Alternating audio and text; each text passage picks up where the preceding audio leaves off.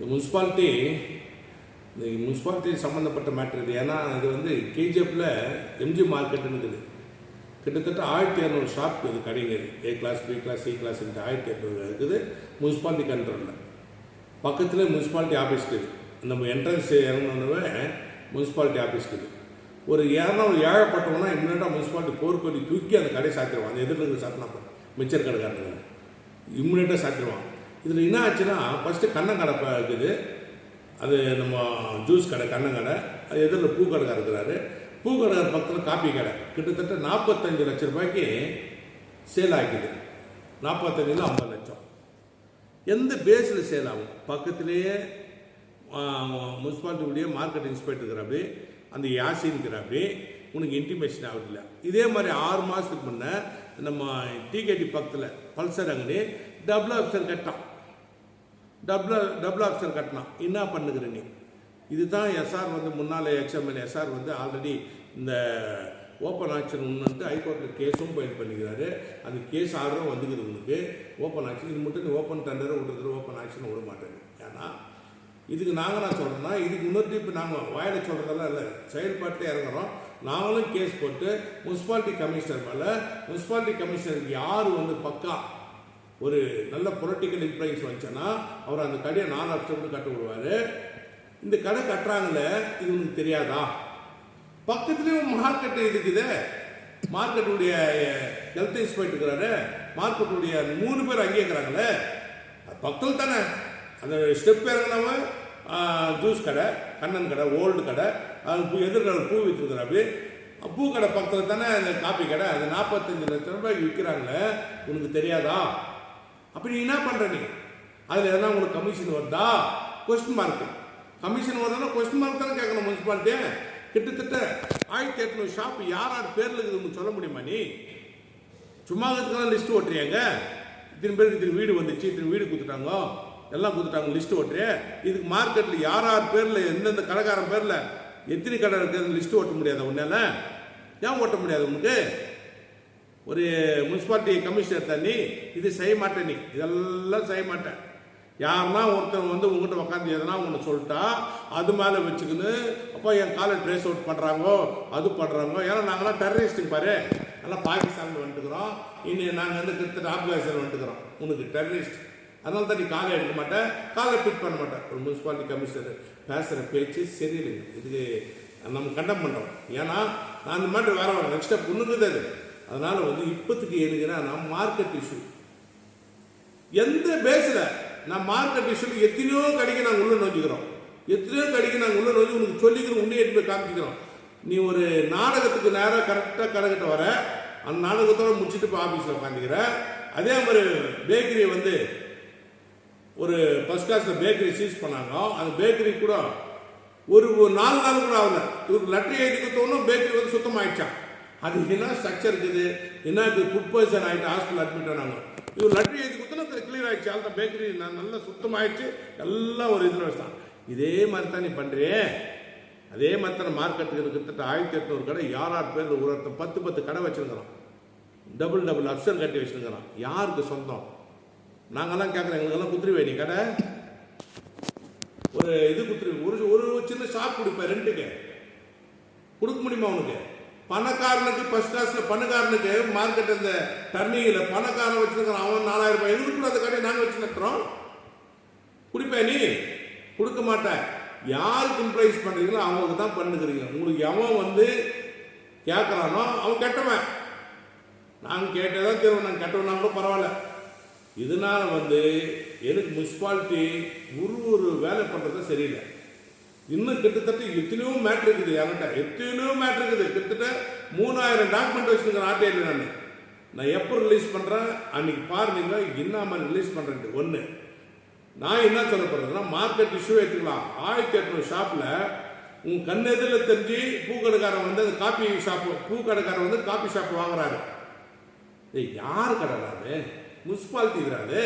Municipality எப்படிறா நீங்கள் நீ கேட்டால் அவன் லீஸுக்கு போயிட்டான் சார். இல்லை சார் சும்மா வச்சுருக்கான் சார். அதெல்லாம் பொய் நாடகம். அங்கே இருக்கிற மார்க்கெட்டில் இருக்கிற ஒரு கடையும் ஒருத்தன் ஒரு பேர் மேலே இருக்கிறது இல்லை. யார் இன்னைக்கு மார்க்கெட்டில் இருக்கிற அவன் பேர் மேலே ஒருத்தன் பேர் மேலே ஒரு கடை இருக்கிறது இல்லை. அது யாரோ எங்கேயோ அவன் பேர் மேல இருந்து கடையை வச்சிருக்கிறேங்க. யார் நான் கடை ஓனரு? லிஸ்ட் ஓட்டு நாங்கள் கேட்குறோம். ஒரு ஷாப்பு ஒருத்த மேல தான் இருக்கிறோம். யார் இருக்கிறோம்? ரொம்ப நாள் வாழ்ந்துக்கிறானோ அவன் கொடு. ஒருத்தர் 10 கடை 7 கடை சின்ன சின்ன கோலங்கள் 10 கோலம் 20 கோலம் பிடிச்சி வச்சுருக்கிறானா? நீ எவ்வளோ ரெண்ட் கலெக்ஷன் பண்ணுற? அந்த ரெண்ட் காசு என்ன பண்ணுற? கேஜிஎஃப்ல கிட்டத்தட்ட 35 வார்டுக்கு எத்தனையோ பார்க் பண்ணிக்கிற. ஒரு பார்க் எவ்வளோ நீ செலவு பண்ணிக்கிற? எந்த பார்க் நல்லா இருக்குது? ஃபுட்பாத் நல்லா இருக்குது. இப்படி பார்த்துக்கிறியா? இது மட்டும் நீ பார்க்குறியா? நீயே அப்படி உட்காருறீங்க. மதியானம் 3 மணிக்கு சாப்பாட்டுக்கு போயிடுறீங்க. ஆறாமல் எங்கே சாப்பாடு எந்த இடத்துல சாப்பிட்றீங்க அந்த இடத்துக்கு ஆள் தேர்ந்து வரோம். இதுதான் நடந்துருக்குதே தவிர இதை நாங்கள் உண்மையாக கண்டிக்கிறோம். இது ஷார்ட்லி இதுக்கு என்ன ஆன்சர் ஆகணும் அந்த ஆன்சருக்கு நாங்கள் தெளிவுபடுத்துறோம். மார்க்கெட்டுடைய இஷ்யூக்கு பேக் ஆகிறதுல நாங்கள் 100% ஹைகோர்ட்டில் நாங்கள் கேஸ் ஃபைலே பண்ணுவோம். என்னுடைய ஹியூமன் ரைட்ஸ் சார்பாக நான் ஃபைலே பண்ணுவேன். இது என்னதான் நடக்குதுன்னு நம்ம பார்த்தலாம். கிட்டத்தட்ட நீ பண்ணுறது நான் இல்லை, யாருக்கும் ஒரு ஏழைப்பட்டவங்களுக்கு இது மட்டும் ஒரு கடை கொடுத்துக்க மாட்டேன். நாங்கள் சும்மா கேட்குறதில்ல, ஓப்பன் டெண்டரில் கேட்குறோம். நீ எதுவும் கொடுத்துக்க மாட்டேன். அதனால யாரோ ஒரு 45 லட்ச ரூபா 50 லட்ச ரூபாய் பூக்கடைக்காரர் வாங்குறாங்கன்னா அவங்களுக்கு நீ கடையை கொடுக்குறனா நீ எந்த விதத்தில் நான் உங்களுக்கு முனிசிபாலிட்டி கமிஷனரு நீ இந்த விஷயத்தில் மெர்ஜி ஆகியிருக்கிற. இவ்வளோ தான் விஷயமே தவிர அதனால் ஷார்ட்லி இது பற்றி முனிசிபாலிட்டி அட்மினிஸ்ட்ரேஷன் டைரக்டர்கிட்ட போயிட்டு இந்த கூப்பிட்டு உட்காந்து நாங்கள் இது பேசுகிறோம். இந்த முனிசிபாலிட்டி சரியில்லை சார், முனிசிபாலிட்டியில் எது ஒன்று கேட்டாலும் இம்ப்ளாயிஸ் வார்த்தையில் போகிறாங்க இவங்க சொல்லிட்டாங்கன்ட்டு டைரக்டர்கிட்ட உட்காந்து அவர்கிட்ட நாங்கள் உட்காந்து கம்ப்ளைண்ட் கொடுத்து அவர்கிட்ட கேஸ் ஃபைல் பண்ணிட்டு அங்கேருந்து நாங்கள் வரோம். இது ஷார்ட்லி நடக்கும். ಜೈ ಹಿಂದ್ ಜೈ ಕರ್ನಾಟಕ. ನಮಸ್ತೆ. MG ಮಾರ್ಕೆಟ್ದು ಮೋರ್ ದನ್ 1800 ಶಾಪ್ ಇದೆ. ಇದರಲ್ಲಿ ಬಜೆಟ್ ಮೀಟಿಂಗಲ್ಲಿ XMLA ಹೆಸರಾಗಿ ಮಾತಾಡಿದ್ದಾರೆ. ಇಲ್ಲಿ ಮಿಸ್ಯೂಸ್ ಆಗ್ತಾ ಇದೆ. MG ಮಾರ್ಕೆಟ್ ಎಲ್ಲ ಮಿಸ್ಯೂಸ್ ಮಾಡ್ತಾರೆ. ತುಂಬ ಜಾಗದಲ್ಲಿ 2 ಅಕ್ಷರ 3 ಅಕ್ಷರ ಕಟ್ಟಕ್ಕೆ ಇವರೇ ಬಿಡ್ತಾ ಇರೋದು. ಸುಮ್ಮನೆ ನಮ್ಮ ಎದುರುಗಡೆ ಒಂದು ನಾಟಕ ಆಗ್ತಾರೆ ಮುನ್ಸಿಪಾಲಿಟಿ ಪರ್ಸನ್. ಏನಿಲ್ಲ, ಚಿಕ್ಕ ಉದಾಹರಣೆ ಹೇಳ್ತಾ ಇದ್ದೀನಿ. ಎದುರುಗಡೆ ನಮ್ಮ ಕಣ್ಣನ ಅಂಗಡಿ ಇದೆ. ಕಣ್ಣನ ಅಂಗಡಿ ಪಕ್ಕದಲ್ಲಿ ಒಂದು ಕಾಫಿ ಶಾಪ್ ಇದೆ, ಕಾಫಿ ಅಂಗಡಿ. ಕಾಫಿ ಅಂಗಡಿಯಲ್ಲಿ ಆಲ್ರೆಡಿ 45 lakhs 50 lakhs ಸೇಲ್ ಮಾಡ್ತಾನೆ. ನೋಡಪ್ಪ, ಅಲ್ಲಿ ಮುನ್ಸಿಪಾಲಿಟಿ ಮಾರ್ಕೆಟ್ ಇನ್ಸ್ಪೆಕ್ಟರ್ ಇದ್ದಾನೆ, ಮುನ್ಸಿಪಾಲಿಟಿ ಮೆಂಬರ್ ಯಾಶಿನ್ ಇದ್ದಾರೆ, ಮುನ್ಸಿಪಾಲಿಟಿ ಕಮಿಷನರ್ ಇದೆಯಾ. ಮಾರ್ಕೆಟ್ ಮುನ್ಸಿಪಾಲಿಟಿ ಅಂಗಡಿ ಮಾರ್ಕೆಟ್ ಅವನು ಯಾರ ಬಿಡಕ್ಕೆ ಸೇಲ್ ಮಾಡೋಕ್ಕೆ ಅವನು ಯಾರು? ಅವನಿಗೇನು ಅಧಿಕಾರ ಇದೆ? ಆಲ್ರೆಡಿ ಆನರಬಲ್ ಹೈಕೋರ್ಟ್ ಒಂದು ಆರ್ಡರ್ ಮಾಡಿದೆ. ಏನೋ ಇಡೀ ಅಂಗಡಿ ಓಪನ್ ಆಕ್ಷನ್ ಬಿಡಬೇಕು. ಇದುವರೆಗೆ ನೀವು ಬಿಟ್ಟಿಲ್ಲ. ಏನೋ ಪೊಲಿಟಿಕಲ್ ಇನ್ಫ್ಲೂಯೆನ್ಸಲ್ಲಿ ಮಾಡ್ಕೊಂಡು ಹೋಗ್ತೀರಾ. ನೀವು ಮುನ್ಸಿಪಾಲಿಟಿ ಕಮಿಷನರ್ ಕೇಳಿದರೆ ಏನೋ ಮಾತಾಡ್ತೀರಾ. ನಾನು ಫೋನ್ ಮಾಡಿದರೆ ಬೇರೆ ಬೇರೆ ರೀತಿಯಲ್ಲಿ ಬೇರೆ ಬೇರೆ ಆಂಗಲಲ್ಲಿ ಏನೋ ಮಾತಾಡ್ತೀರಾ. ಆಗಲ್ ನೆಕ್ಸ್ಟ್ ನಾ ಬರ್ತೀನಿ. ಮುನ್ಸಿಪಾಲಿಟಿ 1800 ಅಂಗಡಿ ಒಬ್ಬನೊಬ್ಬನ 2-3 ಸ್ಟೆಪ್ಗಳು ಕಟ್ಕೊಂಡಿದ್ದಾನೆ. ಹೆಂಗೆ ಕಟ್ಟಕ್ಕೆ ಪಾಸಿಬಲ್ ಆಗುತ್ತೆ? ಮುನ್ಸಿಪಾಲಿಟಿಯಲ್ಲಿ ಯಾರು ಕಟ್ಟಕ್ಕೆ ಬಿಡ್ತಾ ಇರೋದು? ಇದರ ಬಗ್ಗೆ ನಾವು ಏನು ಮಾಡ್ತಾ ಇದ್ದೀವಿ? ಮುನ್ಸಿಪಾಲಿಟಿ ಹೆಸರಾಂಗದಲ್ಲಿ ಮಾತಾಡಿದ್ದಾರೆ XMLA ಅವರು. ಅವತ್ತುಗಳು ಕೇಳಿದ್ದಾರೆ. ಮುನ್ಸಿಪಾಲಿಟಿಯಲ್ಲಿ ಅಂಗಡಿ ಇವರು ಆಕ್ಷನ್ ಬಿಡಲ್ಲ, ಫುಟ್ಪಾತ್ ಆಕ್ಷನ್ ಬಿಡ್ತಾರೆ. ಏನು ವಿಚಿತ್ರ ನೋಡಿ. ಫುಟ್ಪಾತ್ ಬಲು ಜನ ಕೂತೋ ಜಾಗದಲ್ಲಿ ಅದೇ ಆಕ್ಷನ್ ಬಿಡ್ತಾರೆ, ಅಂಗಡಿಗೆಲ್ಲ ಆಕ್ಷನ್ ಬಿಡಲ್ಲ. ಯಾಕಂದ್ರೆ ಅಂಗಡಿಗಳು ಬಿಟ್ಟಿದ್ರೆ ಒಬ್ಬರನ್ನು 5 ಅಂಗಡಿ 10 ಅಂಗಡಿ ಇಟ್ಕೊಂಡಿದ್ದಾರಲ್ಲ, ಅದಕ್ಕೆ ಇವರು ಬಿಡಲ್ಲ. ಇದು ಯಾವ ರೀತಿಯಲ್ಲಿ ನ್ಯಾಯ? ಮುನ್ಸಿಪಾಲಿಟಿ ಕಮಿಷನರ್ ಯಾವ ರೀತಿ ನ್ಯಾಯ? ಕೇಳಿದ್ರೆ ನಮ್ಗೆ ಇಂಪ್ಲಾಯಿಸ್ ಸಾರ್ ಹಂಗೆ ಬಂದ್ಬಿಟ್ಟಿದೆ, ಇಂಪ್ಲಾಯಿಸ್ ಹಿಂಗೆ ಬಂದ್ಬಿಟ್ಟಿದೆ. ಯಾರ ಹತ್ರ ಬರಲಿ, ನಮ್ಗೇನಿದೆ?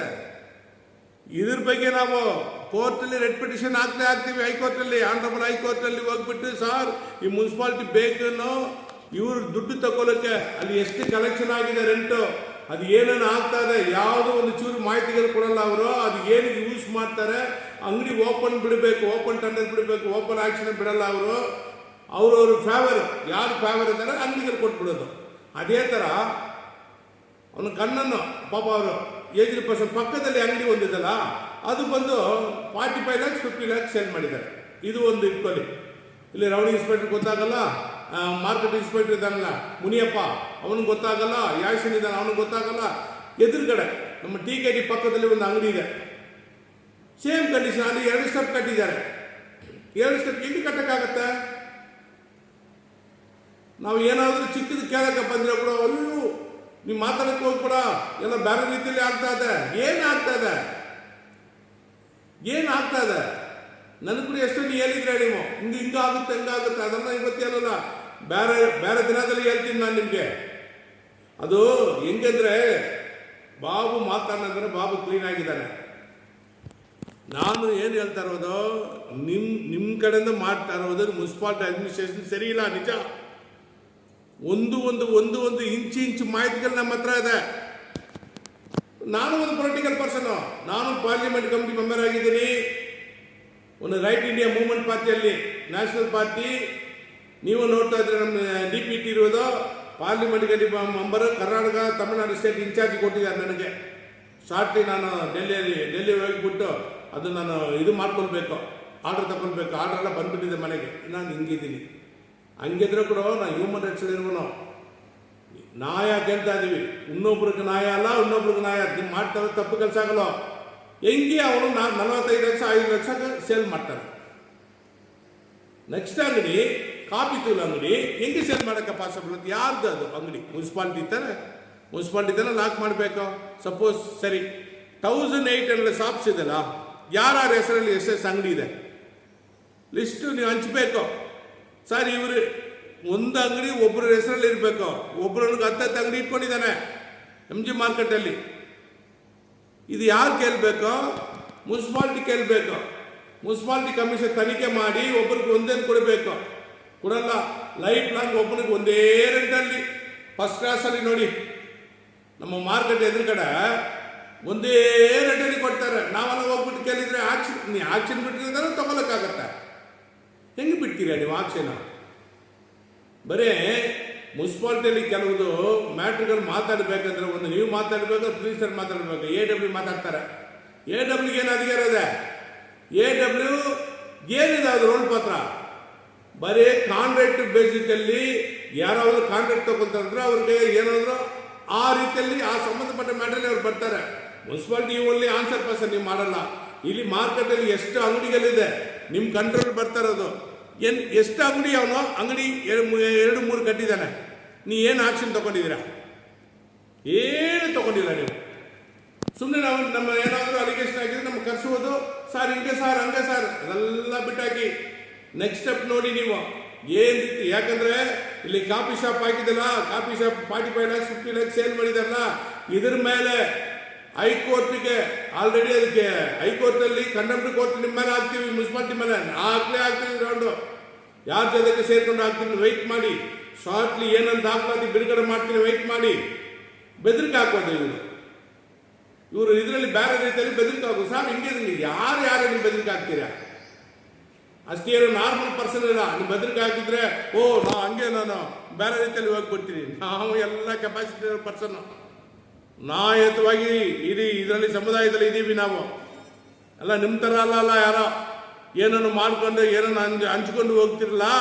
ಓಪನ್ ಆಗಿ ಬಿಚ್ಚಿ ಬಿಡಬೇಕಂದ್ರೆ ನಾನು ಇರ್ತೀನಿ ಒಂದು ದಿನಕ್ಕೆ.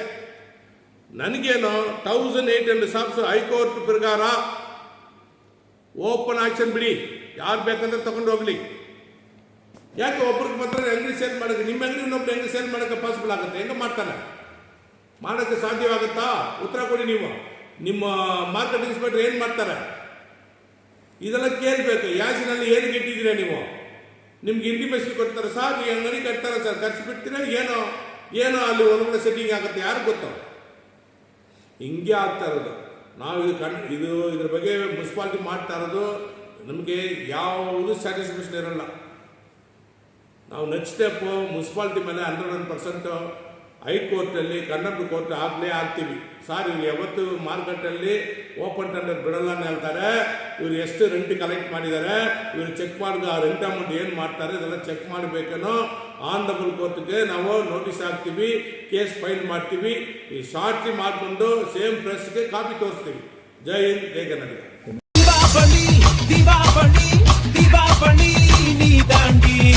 ஆரம்பிக்கலாங்களா?